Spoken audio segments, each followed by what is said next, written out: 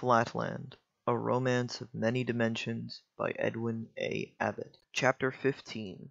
Concerning a Stranger from Spaceland. From dreams I proceed to facts. It was the last day of the 1999th year of our era. The pattering of the rain had long ago announced nightfall, and I was sitting in the company of my wife, musing on the events of the past and prospects of the coming year, the coming century, the coming millennium. My 4 sons and 2 orphan grandchildren had retired to their several apartments, and my wife alone remained with me to see the old millennium out and the new one in. I was wrapped in thought, pondering in my mind some words that had casually issued from the mouth of my youngest grandson, a most promising young hexagon of unusual brilliancy and perfect angularity.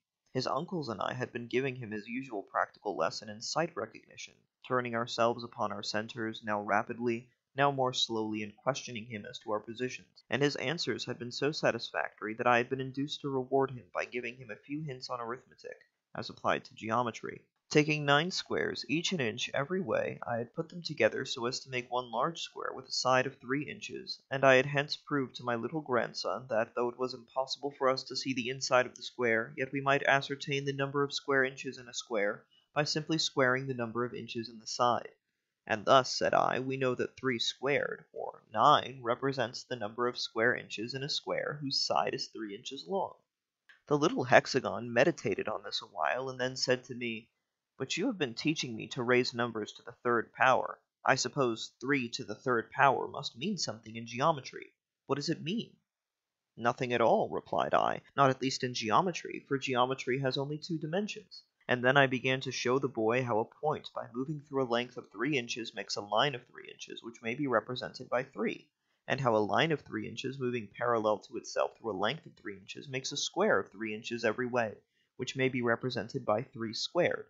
Upon this, my grandson, again returning to his former suggestion, took me up rather suddenly, and exclaimed, "Well then, if a point by moving 3 inches makes a line of 3 inches represented by 3, and if a straight line of 3 inches moving parallel to itself makes a square of 3 inches every way represented by 3 squared, it must be that a square of 3 inches every way moving somehow parallel to itself, but I don't see how, must make something else, but I don't see what, of 3 inches every way, and this must be represented by 3 to the 3rd power." "Go to bed," said I, a little ruffled by this interruption. "If you would talk less nonsense, you would remember more sense." So my grandson had disappeared in disgrace, and there I sat by my wife's side, endeavoring to form a retrospect of the year 1999 and of the possibilities of the year 2000, but not quite able to shake off the thought suggested by the prattle of my bright little hexagon. Only a few sands now remained in the half-hour glass. Rousing myself from my reverie, I turned the glass northward for the last time in the old millennium, and in the act I exclaimed aloud, "The boy is a fool." Straightway I became conscious of a presence in the room, and a chilling breath thrilled through my very being. "He is no such thing," cried my wife, "and you are breaking the commandments and thus dishonoring your own grandson." But I took no notice of her. Looking round in every direction I could see nothing, yet still I felt a presence, and shivered as the cold whisper came again. I started up. "What is the matter?" said my wife. "There is no draught. What are you looking for? There is nothing." There was nothing, and I resumed my seat, again exclaiming, "The boy is a fool, I say.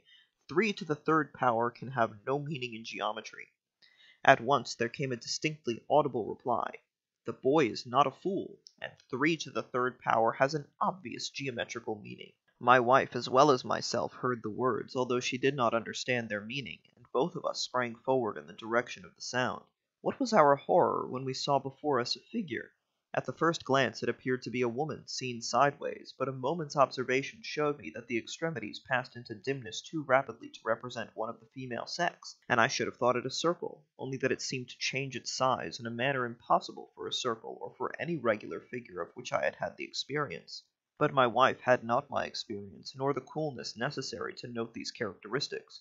With the usual hastiness and unreasoning jealousy of her sex, she flew at once to the conclusion that a woman had entered the house through some small aperture. "How comes this person here?" she exclaimed. "You promised me, my dear, that there should be no ventilators in our new house." "Nor are there any," said I. "But what makes you think that the stranger is a woman? I see by my power of sight recognition—" "Oh, I have no patience with your sight recognition," replied she. "Feeling is believing, and a straight line to the touch is worth a circle to the sight. two proverbs very common with the frailer sex in Flatland. "Well," said I, for I was afraid of irritating her, "if it must be so, demand an introduction." Assuming her most gracious manner, my wife advanced towards the stranger. "Permit me, madam, to feel and be felt by—" Then suddenly recoiling, "Oh, it is not a woman, and there are no ankles either, not a trace of one. Can it be that I have so misbehaved to a perfect circle?" "I am indeed, in a certain sense, a circle," replied the voice, "and a more perfect circle than any in Flatland. But to speak more accurately, I am many circles in one." Then he added more mildly, "I have a message, dear madam, to your husband, which I must not deliver in your presence, and if you would suffer us to retire for a few minutes—" But my wife would not listen to the proposal that our august visitor should so incommode himself, and assuring the circle that the hour of her own retirement had long passed, with many reiterated apologies for her recent indiscretion, she at last retreated to her apartment. I glanced at the half-hour glass. The last sands had fallen, the third millennium had begun.